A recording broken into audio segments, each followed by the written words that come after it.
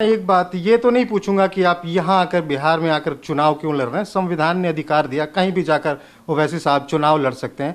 लेकिन ये देखा गया है ओवैसी साहब उसी इलाके को चुनते हैं जहां पे एक मजहब, सीधी बात करता हूं, मुस्लिम संप्रदाय के लोगों की संख्या ज्यादा है।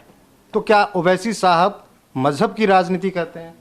नहीं, हम तो 5 साल पहले हमारे बिहार में जब हमने अपने पॉलिटिकल सफ़र का आगाज़ किया, यही सीमांचल की सरजमीन के इंसाफ की लड़ाई हमने शुरू की थी। अब सीमांचल की ज़मीन पर तो उसमें हर मज़हब के रहने वाले रहते हैं, तो हमने तो ये नहीं कहा कि सीमांचल की ज़मीन पर एक पर्टिकुलर मज़हब के लोगों की बात होगी। हम आपसे कह रहे हैं कि सीमांचल ना सिर्फ बिहार का बल्कि भारत का सबसे बैकवर्ड एरिया है। आखिर यहाँ से इंसाफ क्यों नहीं किया जाता यहाँ की ज़मीन पर बसने वालों का? दूसरी बात, नरेंद्र मोदी क्यों बनारस जाकर लड़े? गुजरात से लड़ लेते। राहुल गांधी वायनाड क्यों लड़े? वहीं से लड़ लेते। ये क्या वजह है कि हमसे ही सवाल पूछा जाता है, इनसे नहीं पूछा जाता? कोई बात नहीं, पूछते रहिए। नहीं, पूछिए हमसे, हम सवाल का जवाब देने तैयार है, ऐसी कोई बात नहीं है। मगर हमारी लड़ाई हमारे दिल के करीब सीमांचल के ज़मीन पर बसने वालों के इंसाफ की लड़ाई है, और हम उस वक्त तक चैन से नहीं बैठेंगे जब तक सीमांचल से इंसाफ नहीं होगा। ओवैसी साहब मजहब की राजनीति नहीं करते हैं। देखिए, मजहब की राजनीति कोई करता है तो वो मॉडल कोड ऑफ कंडक्ट का वायलेशन होगा। मेरे जितने स्पीचेस हैं अभी तक जो हुए हैं, आप कोई स्पीच बता दीजिए ना, बता दीजिए, फिर हमको पूछिए कि आपने ये जगह पर ये कहा था, फिर हमको पकड़ लीजिए। सर, 2 सवाल और पूछूंगा। अभी आपने मोदी जी की बात की।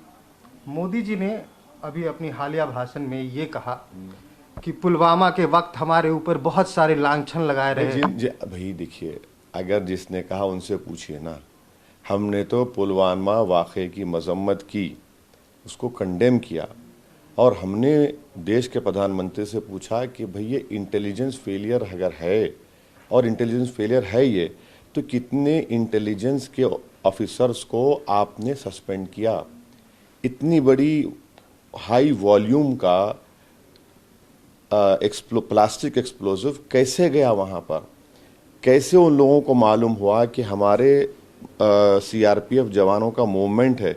हम ये नहीं कह रहे हैं कि पाकिस्तान ने या टेररिस्ट ने नहीं किया। सुनिए, हम ये कह रहे हैं कि इसके जो इंक्वायरी हुई है तो कितने लोगों को सरकार ने उनके ऊपर एक्शन लिया है, ये कौन नहीं कह रहा है? हम तो कह रहे हैं कि हाँ, पड़ोसी देश के लोग मुलविस हैं, उन्होंने ही प्लास्टिक एक्सप्लोसिव भिजाया। मगर जो इंटेलिजेंस का फेलियर अगर मानते नहीं मानते, वो बता दीजिए हमको। परवाह देश की, सोमवार से शुक्रवार रात 10 बजे TV9 भारतवर्ष पर।